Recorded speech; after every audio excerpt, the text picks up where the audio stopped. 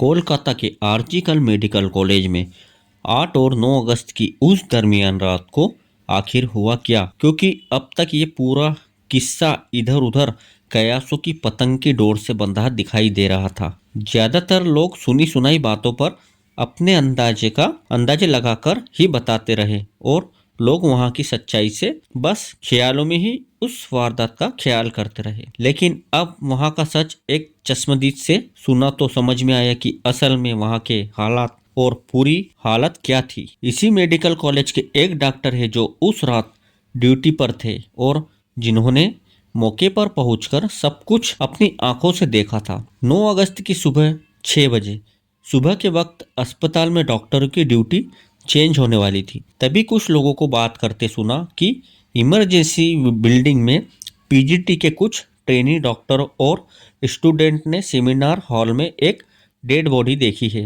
ये dead body वहीं hospital में ही काम करने वाली एक ट्रेनी डॉक्टर की है। इस खबर ने तो जैसे अस्पताल में आग सी लगा दी। हर कदम उसी सेमिनार हॉल की तरफ बढ़ने लगे। लेकिन उन डॉक्टरों ने फौरन HOD अरुणव दत्ता चौधरी और प्रिंसिपल संदीप घोष को इसकी इत्तला दी। डॉक्टर घोष ने फौरन वाइस प्रिंसिपल संजय वशिष्ठ को इस बारे में बताया और वो भी सेमिनार हॉल पहुंचे। वे बताते हैं कि सेमिनार हॉल में पहुंचने वालों में 4 नाम सबसे खास थे। जूनियर इंचार्ज और assistant professor Sumit Kumar, additional medical superintendent Deepayan विश्वास, पश्चिम बंगाल मेडिकल काउंसिल के vice president doctor Sushant Kumar Roy और काउंसिलिंग के मेंबर्स डॉक्टर अविग डे। उस समय वहां देखकर तो समझ में नहीं आ रहा था कि ट्रेनी डॉक्टर के साथ क्या हुआ है, लेकिन डेड बॉडी देखकर ये तो साफ साफ लग रहा था कि ये मर्डर है। कॉलेज के हॉस्टलों में सुसाइड की खबर मिलते ही स्टूडेंट और डॉक्टर इमरजेंसी बिल्डिंग में पहुंच गए। लाश को देखकर पता लग रहा था कि यह सुसाइड नहीं बल्कि मर्डर है। कुछ 20 से 25 डॉक्टर और स्टूडेंट विरोध करने लगे। तभी किसी के मुंह से ये कहते सुना गया कि डॉक्टर सुमित और दीपायन को घोष बाबू का खास इंस्ट्रक्शन देकर वहां भेजा गया था। दीपायन विश्वास को मीडिया, स्टूडेंट और डॉक्टर के बीच ये खबर फैलानी थी कि ट्रेनी डॉक्टर ने सुसाइड की है, जबकि डॉक्टर सुमित को पुलिस को डील करने और उन तक रिपोर्ट पहुंचाने की जिम्मेदारी थी। डॉक्टर सुशांत कुमार और डॉक्टर अविग डे न तो आरजीकर अस्पताल से ये और न ही इस केस से उनका कोई लेना देना। जब सवाल ये उठता है कि वो दोनों वहां क्या कर रहे थे और इन्हें किसने भेजा। असल में डॉक्टर सुशांत कुमार रॉय पश्चिम बंगाल मेडिकल काउंसिलिंग के वाइस प्रेसिडेंट हैं, जबकि डॉक्टर अविग डे TMC छात्र परिषद के एक्टिव मेंबर हैं। PGC सर्जरी की पढ़ाई कर रहे हैं, जबकि डॉक्टर सुशांत कुमार रॉय राज्य स्वास्थ्य विभाग के OSD हैं। OSD के पद से रिटायर्ड हुए हैं। मौके पर मौजूद कई छात्रों से भी ये बात कंफर्म हो गई कि डॉक्टर सुशांत राय और अविग डे वहां मौके पर मौजूद थे, मगर वे दोनों पुलिस के वहां पहुंचने से पहले ही वहां से चले गए थे। प्रोफेसर ने बताया कि अस्पताल पहुंचने के बाद प्रिंसिपल संदीप घोष ने जब वहां के हालात देखे और भीड़ देखी तो उन्हें लगा कि स्टूडेंट अब प्रोटेस्ट करेंगे और हंगामा खड़ा हो सकता है। तब उन्होंने सुशांत राय और अविग डे जैसे कुछ असरदार लोगों को बुलाया। उन सभी ने डेड बॉडी के पास ही मीटिंग की। उस समय देवाशीष सौब भी वहां मौजूद थे।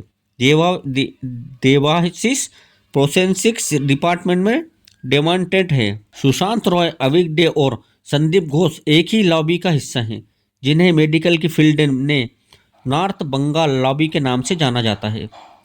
आर्जिकल अस्पताल के ऑर्थोपेडिक डिपार्टमेंट के एक स्टूडेंट बताते हैं, इस लॉबी पर श्यामापदा दास का हाथ है, जो ममता बनर्जी के फैमिली डॉक्टर हैं। संदीप घोष और उनके साथ हॉस्पिटल के तमाम असरदार लोगों ने मिलकर घटना पर पर्दा डालने के लिए प्लान तैयार किया, लेकिन उनकी मर्जी और प्लान के खिलाफ तब तक स्टूडेंट जमा हो चुके थे। सारे स्टूडेंट प्रोटेस्ट करने लगे और 2-2 डिमांड सामने रख दी। अब कॉलेज के एडमिनिस्ट्रेटर और प्रिंसिपल के सामने सवाल ये था कि उन्हें ये डिमांड माननी चाहिए या नहीं। ये बात शायद तब किसी तरह मैनेज हो जाती, मगर तब तक मौके पर मीडिया वाले आ गए। प्रोफेसर दीपायन विश्वास को मीडिया, स्टूडेंट और डॉक्टर के बीच इसे सुसाइड का मामला बताने का जिम्मा दिया गया था। उन्होंने पहला कॉल सुबह 10:30 बजे घर पर किया। ट्रेनी डॉक्टर के पिता को बताया कि उनकी बेटी की तबीयत खराब हो गई है। थोड़ी ही देर बाद फैमिली को दूसरा कॉल किया गया। इस बार परिवार को बताया गया कि उनकी बेटी ने आत्महत्या कर ली है। हालांकि ये कॉल किसी महिला ने की थी। वो महिला कौन है इसका पता नहीं चल सका है। असिस्टेंट प्रोफेसर सुमित तापादार ने सुबह 10:30 बजे पुलिस को सूचना दी। पुलिस करीब 10:30 11:30 बजे मौके पर पहुंची। इसके बाद दोपहर 1 बजे फोरेंसिक टीम पहुंची और क्राइम सीन का एग्जामिनेशन शुरू किया। दोपहर 1 बजे तक ट्रेनी डॉक्टर के माता पिता और एक अंकल अस्पताल पहुंचे। सबसे पहले ट्रेनी डॉक्टर की बॉडी उनके अंकल ने देखी। इसके बाद दोपहर 3 बजे के आसपास मजिस्ट्रेट मौके पर पहुंचे, लेकिन उनके आने तक डॉक्टर रास्ता रोककर ही बैठे रहे, क्योंकि स्टूडेंट प्रदर्शनकारियों ने मजिस्ट्रेट से जांच की मांग की। डॉक्टरों की तरफ से दो मांगे रखी गई। पहली ये कि महिला डॉक्टर का तुरंत पोस्टमार्टम किया जाए और उसकी वीडियोग्राफी हो सके।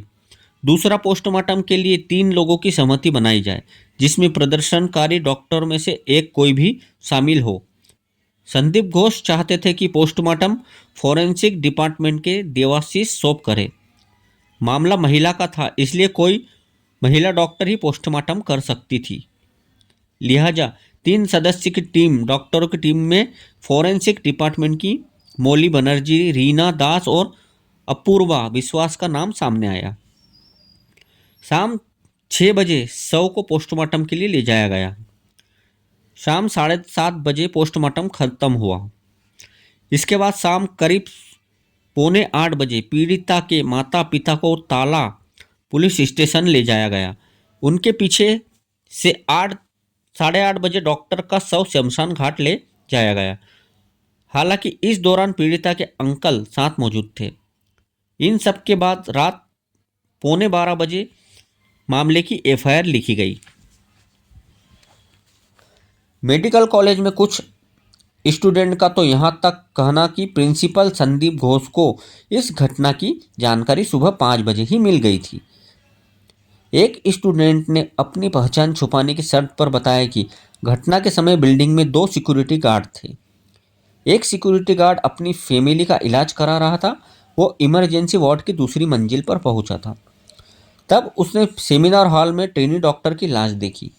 शायद उसने ही संदीप घोष या एचओडी को बताया। इसके बाद अस्पताल में मौजूद पुलिस वहां आ गई थी। अब सवाल ये भी था कि जब डॉक्टर की बॉडी देखकर अंदाजा था कि उनका मर्डर हुआ है, तब सुसाइड की थ्योरी क्यों तैयार की गई? ये बात अब तक सामने नहीं आई है। डॉक्टर की फैमिली को भी यही बताया गया कि उनकी बेटी ने सुसाइड कर लिया है। इसके पीछे क्या मंशा थी, मामले की जांच कर रही है सीबीआई, यही पता कर रही है।